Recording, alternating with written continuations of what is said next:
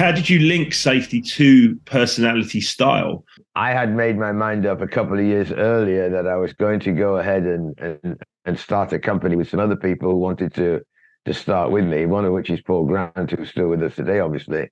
I wasn't actually in the HSE position when these fatalities happened. I'd already moved on and had started coaching some of the managers around the world.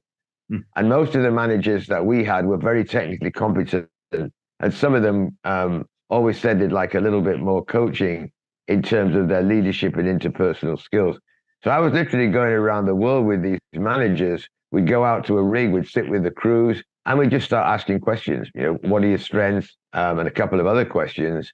And what I realized very quickly is wherever we were going in the world, I remember being in Abidjan in West Africa, in Thailand, in Australia, the answers were coming out exactly the same, even in the same order. Mm-hmm. And so the predictability probably was one of the first things that really started to amaze me. And then we just started to build up from there. So literally when we started Equilibrium, we had one single laminated card which said how I could get hurt. And by that time, we'd had enough information. We had 5 answers to each one of the 12 color combinations.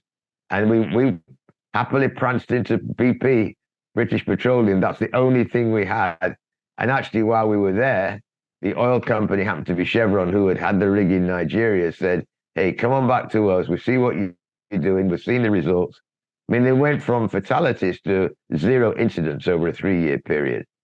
And a new vice president came in who saw what we were doing. He said, I want this on every rig that we work around in the world. And Mark, as you can imagine, it just grew from there. Yeah, that's wonderful.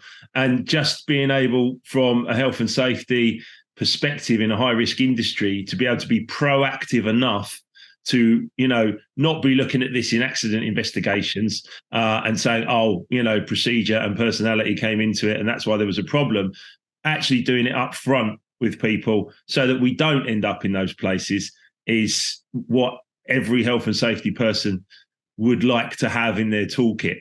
And actually, absolutely, for you to be able to have been doing this for some years in this high risk, industry, I think is fantastic. And as we say, anecdotally and statistically, we can back these discussions up because it becomes very interesting when you see the improvement opportunities in every single company.